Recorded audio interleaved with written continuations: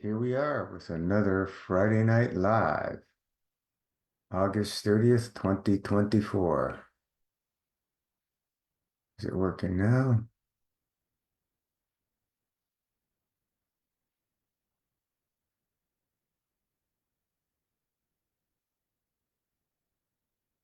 Anybody out there, if you can hear me, give me thumbs up.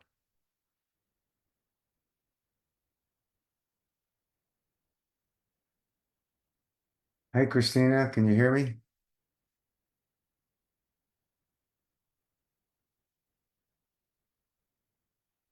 Looks like there's a little challenge on this end. Hello?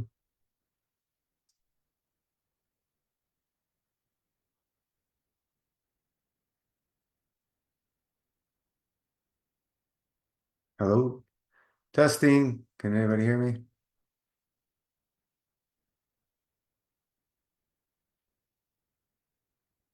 Oh, yeah, you can? Ah, all right. Very good. Yeah. Just some changes with the new updates. They keep changing things, so you got to keep up with it. Not at first, yeah.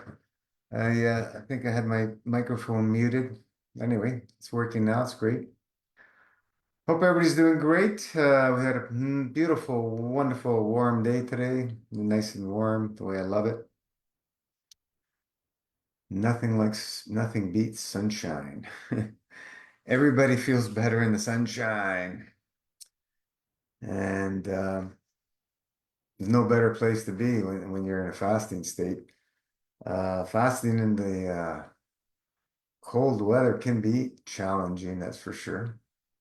Especially when we are in a highly obstructive state and there's a lot of healing reactions and stuff, and you get into those cold shivers and stuff. It's not fun. So the sunshine is always wonderful and pleasant to be under, and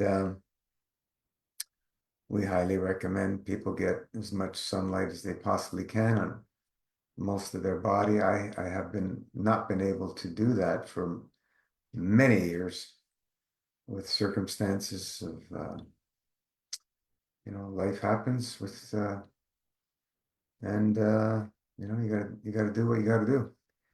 But get as much sun as you can, be outside in nature, touch the earth with your hands, with your feet, um, as much as you possibly can.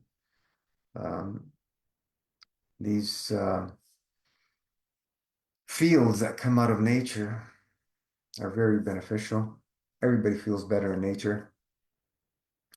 Go away for a weekend camping or whatever, or a day at the beach, a week at the cottage. Um, Everybody feels refreshed and rejuvenated. Uh, relax. You get to relax much more in nature, sun shining. Even if it's pouring rain and you're out, at the cottage or whatever, it's beautiful, pleasant. You're listening to that downpour. It's very soothing, the thunder, the lightning. It's very, very soothing to listen to sounds of nature. And of course,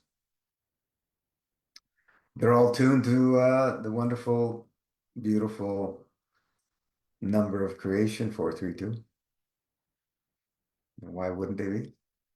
The perfection of Creator is in every part of creation. Can't escape.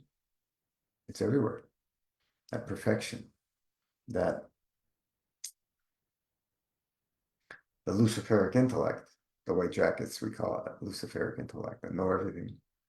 Even though they change their minds every year or 2 years or 3 years and keep changing their minds on things, they know everything. And um, it it shows, through our upbringing and through our indoctrination that that belief system gets ingrained within us all. And it's very, very difficult and challenging to break free from that mind control. It's very difficult, very challenging. So the only thing we can do is what? Bring in the new program continuously and continuously delete the old program that comes up. That monkey mind, it's always playing. It'll never go away. It's always there. So the more we push delete when that monkey mind starts blabbing, the less will hear it blab. And we'll eventually start learning to ignore that voice, that nagging voice that plays that program that we've been indoctrinated with. It's gonna always be there. So um, we just do the best we can. Delete, oh, it's too cold to fast. Delete, it's too hot to fast. Oh, too much fruit out there. Too much fresh fruit to fast now. Delete, I gotta go to a party. Delete, I can't fast. I have to go to a wedding. I can't fast. Delete, you just keep pushing delete because when it's time to fast, there's no excuses. There is no excuses. It's just make the decision. Make the decision and nothing will stop you once you make that decision. As long as the decision is coming from your true self, you know, and you hold yourself to morals and and your word, it'll happen. So,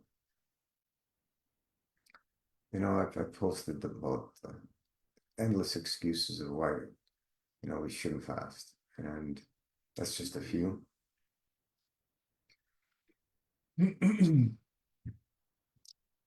I've been up since very early hours of the morning, working all day. But yeah, so make it happen.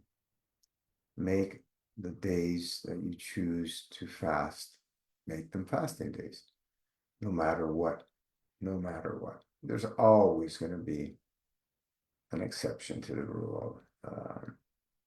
But honestly, what could be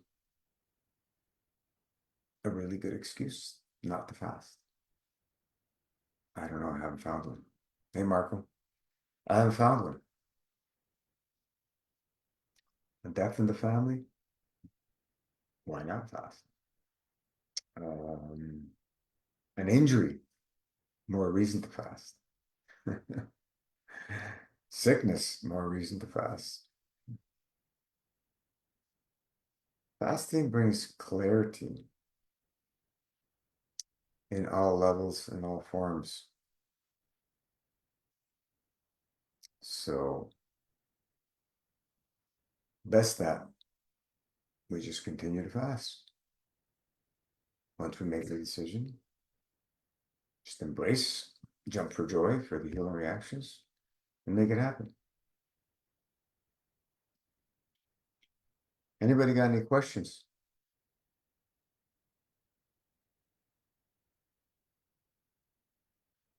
Anybody living it, loving it, that want to share their experiences, that want to inspire others?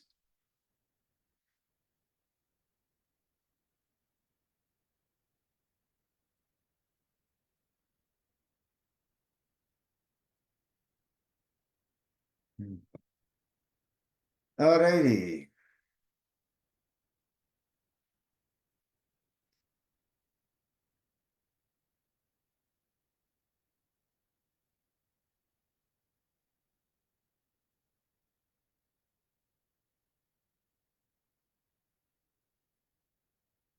Yes, fast makes me more clear-headed. Thanks for the inspiration. Absolutely. There's nothing that we can ingest that does not have uh, some trace of obstruction. Even the herbal kingdom will have minute traces of obstruction. Anything in the matter state has a scale of obstruction. So we go from the lowest of the low would probably be a herbal tincture. That would probably be one of the lowest things that we ingest next to air. Air's got obstructions as well, especially in this modern world. And then we move on to, fruit, which would be the least obstructive food that we actually eat. And we go on there more and more and more and more obstructive, where oils, which are not foods, would probably be at the highest level of obstruction next to pasteurized dairy. I'm not sure. I'm not sure. They're very close to each other and very destructive. So, the dairy, cooked dairy's got the fat and protein, and the oils are just pure fat. So choose your evil. Christina, are you breatharian? That terminology's been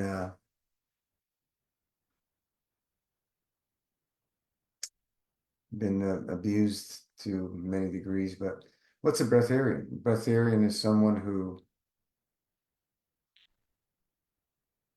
eats very little material food or not at all. And, all of us are part-time breatharians, meaning we're not eating 24 hours a day. So the times that we're not eating, we're living off the fields, because people think we're like a machine or an engine of a car where put fuel and it burns the fuel. People think about the human physical body the same way. And that's the way we've been taught, right? It's the way we've been taught that, you gotta have your breakfast, you need your fuel. This is the way we've been brought up, which is complete nonsense, right? Complete nonsense. The only time I remember as a kid playing outside, that we had to eat is because of habit or because our parents were calling us to come in to eat. Otherwise, we'd be playing outside all day without drinking and eating and not have any worries in our mind at all about, we need to put fuel in this body to keep it going. That didn't exist until it started getting programmed over and over and over. You need to eat, you need to eat, you need to eat, and that's the way it works. But so we're all part-time breatharian, Christine. Some of us will be doing more breatharian days than others, and others will have very minute breatharianism in their lives. So, um, you know, it if that way of life is what your soul is looking for, you'll get signals, and you'll have a time where you're ready for that. If just complete stop eating and drinking. There's the breatharians that eat very little. There's some breatharians doing 1 day a week. Some are doing a little more than that, 2, 3 days a week or whatever. Some are just drinking liquids. They're not eating at all. And then there's the very, very few that are not eating or drinking anything, no liquids, just using the fields and breathing. That's it. So, is the breatharian something that we want to thrive to, you can have that goal, but I wouldn't be I wouldn't be pushing myself to that. There's people who died that want to be breatharians, and there's people who died that were claiming to be breatharians. So we're all gonna go. Doesn't matter what you do with your diet. You know, as we say, all diets lead to death. But and people that believe they were breatharian, they stopped eating or drinking. I don't know. You know, there's a few people who died over the years, and their body was just not ready to be able to completely live off the fields. You need to be obstructive free. If you're not obstructive free, you're not going to be able to sustain yourself, and you will perish. It's just the way it is. Um, Oliver, hi Junior, I moved to southern Georgia. Wow. And have a good amount of open land to work with. I've been collecting fruit trees to plant this November. Awesome. What is the easiest form of plasma I could use to water the trees with? Maybe the calcium water? Thank you. Hmm, very interesting. Georgia, are you near, is there any oceans near you? Any seawater? That's what I'd be wanting to use. And of course, doing all your regular composting and all that. There's a few tricks that some people have done planting trees. Um, they bury them a little deeper than usual, and then on the bottom they'll put like gravels, and then they'll have a pipe coming up. Here's the tree. Here's the pipe coming up where it's going to stick out of the ground, about a foot up over the ground.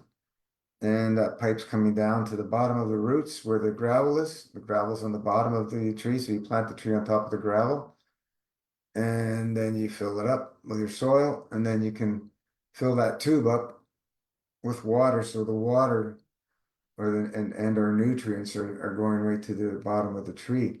And you know, below the gravel, you can put a bunch of compost, so the tree has food to work with to consume as that's breaking down. About 2 hours away is shore. Okay.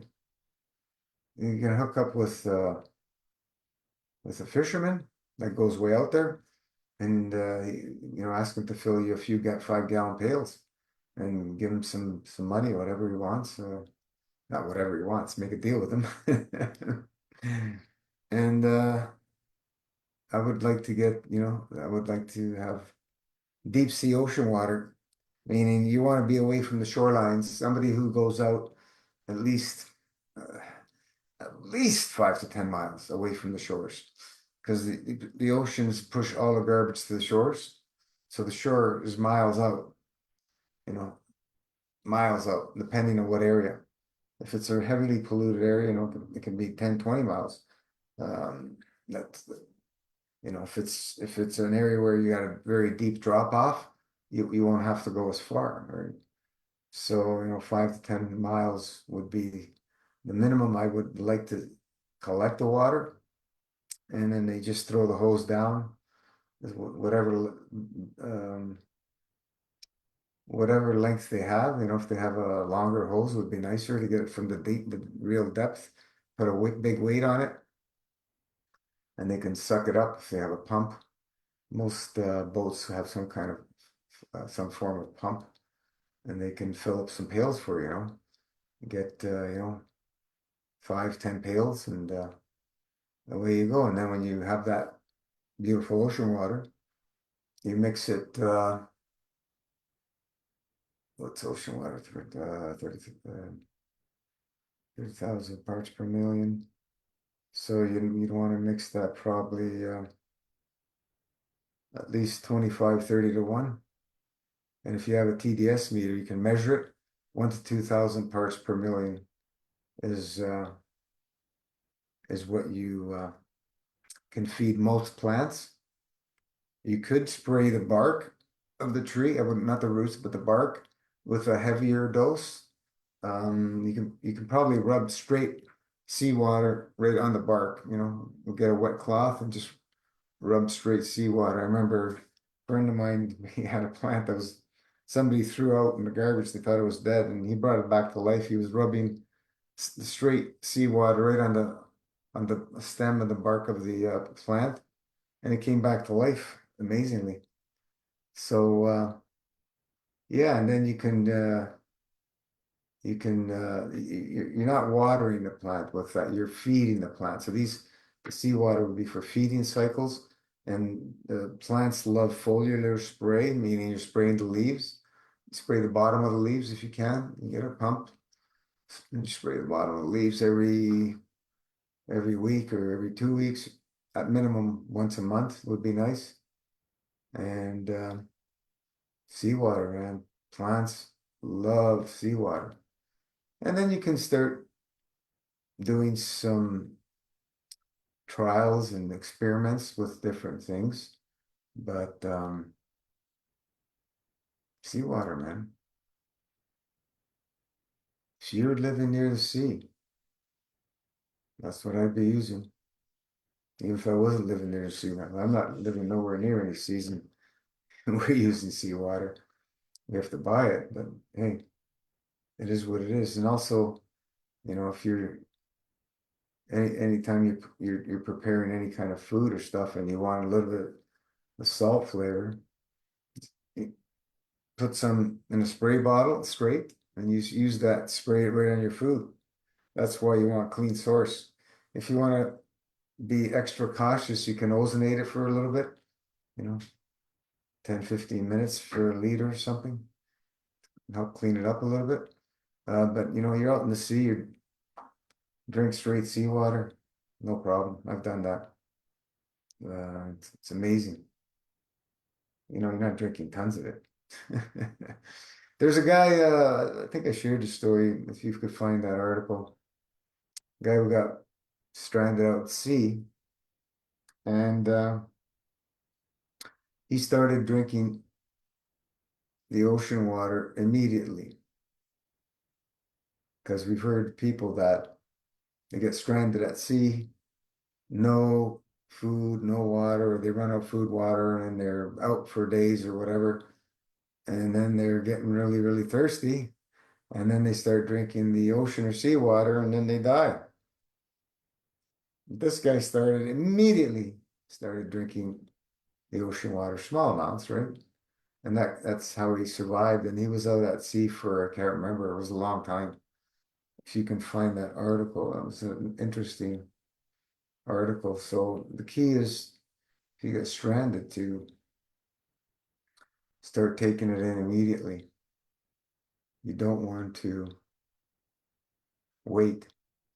And I don't remember the amounts, but consider, if you're master fasting, about dry fasting, consider how long we go without food and water. Yeah. So the cleaner we are, the less obstructions, the more efficient everything works, the less we need of everything. The problem always comes from obstructions. People will blame everything in the sun, as we had in the group I just posted about the sun. The sun is life-giving, 100%. There is so much crap that mankind has been doing to the planet, spraying the skies, spraying the soil, contaminating the water supplies, the food, etc., etc. From the frequencies, we're being bombarded 24/7, cell phones, we're being bombarded 24/7 with obstructions, and we're continuously accumulating these obstructions. So, you know, what are we going to expect? What are we going to expect? The sun's only thing it does is give life. It starts trying to pull out obstructions, it's trying to help the body pull out obstructions. And people will blame the sun is doing damage. Not in my world, not in my knowing, not in my experience. Not in my experience. We've had, so many people that could barely stay in the sun, master fasted, and they able to stay in the sun way longer. It doesn't mean that we're not going to get damaged when we're in the sun because we're being bombarded by obstructions all the time. So we can't escape on this planet anywhere. I don't believe there's anywhere on the planet you can go where there's no obstructions because the air streams carry it around the whole planet, however shape it is, whatever you want to blame. So there's obstructions, there's traces of chemicals on in the most remote places that there's no people. There's traces of chemicals. So what do we do? Well, we master fast, we make it part of our lifestyle, we make the art of subtraction, we live it, we love it, and we continuously make it happen.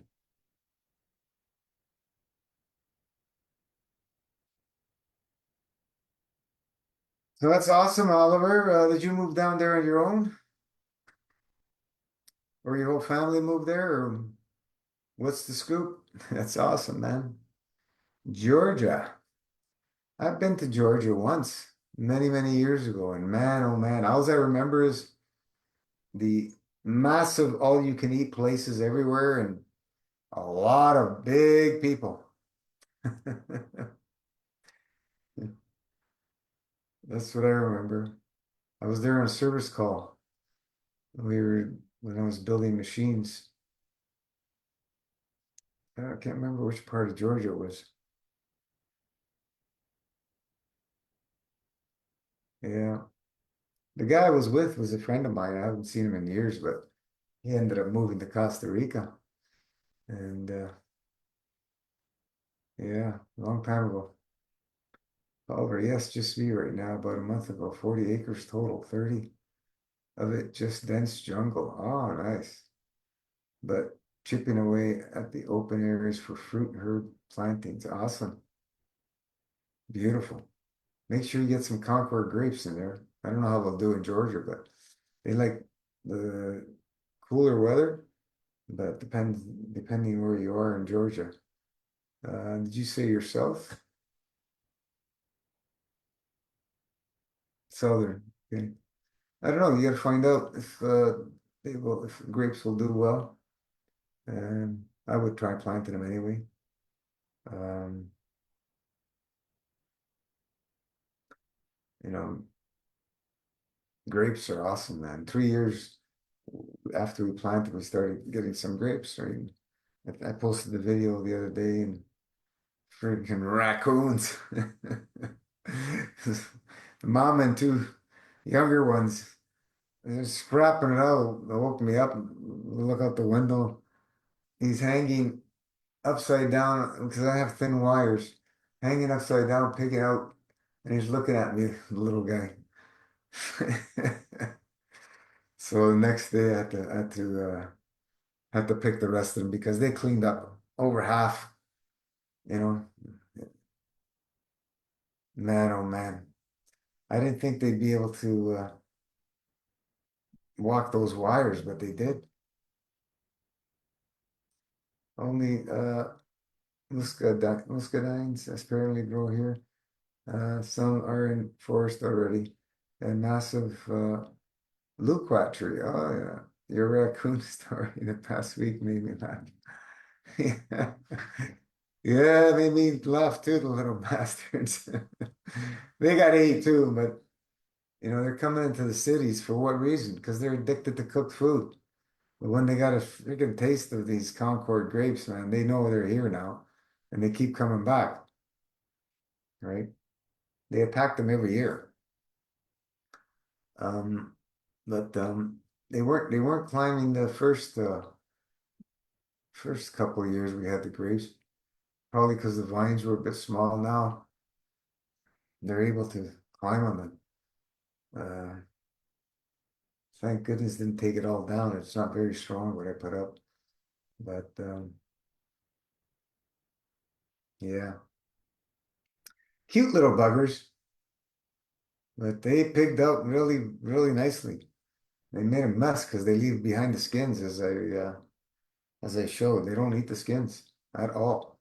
I guess, when they like if we're doing that, we're gonna get a few going down, whatever, but they don't prefer the skins for some reason. We know there's some reason. Where's all the nutrition? Where the nutrition? The fields that are the best to interact with the least obstructiveness, it's in the pulp, right, of the grape, and then the seeds go through and they continue to procreate as they're dropped off. They left us some nice droppings.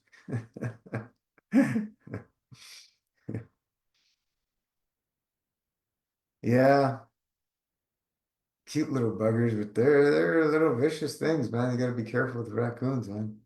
Especially when the mom and babies are around. You got to be careful. Anyway, any more questions? We'll call it a night. We got only 40 minutes now. I'm not. I stopped this Zoom subscription because I've been paying it for so many years, for 9 years now, and there's nobody really using it. So we stopped the subscription. So we only got 40-minute limit before it shuts down on its own, and you have to start it again.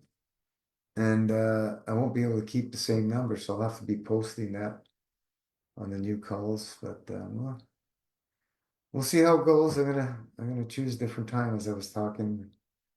Haven't made a full decision yet, but yeah. Anyway, we are continue sending PLAF to the parts of the world that need it the most, especially the people that are being hit the hardest. And of course, we send PLAF to the evil war pig psychopath killers. We send them the most PLAF that we can penetrate their heart so they know they can see what they are doing, because they definitely cannot see what they're doing. They're completely blind to the dollar sign or whatever reason. Christine, can I post prayers on your wall for the animals? I do prayers. Sure, absolutely. Post it in the group. That said, thank you so much. We send PLAF. Plasma love always flowing. Keep the spirit. Keep master fasting. Embrace the fasting days, and on our eating days, choose mostly fruit. No, if you stay 90-95% fruit, I'm telling you, you're gonna love the fruit more and more. And whenever you go outside of fruit, you're gonna say, why did I eat that? I feel so much better with fruit. It's gonna take time as you clean out the pipes. The more you clean, the better you feel. So eat your fruit at every meal. All right, folks. We will see you back on the page. Ciao.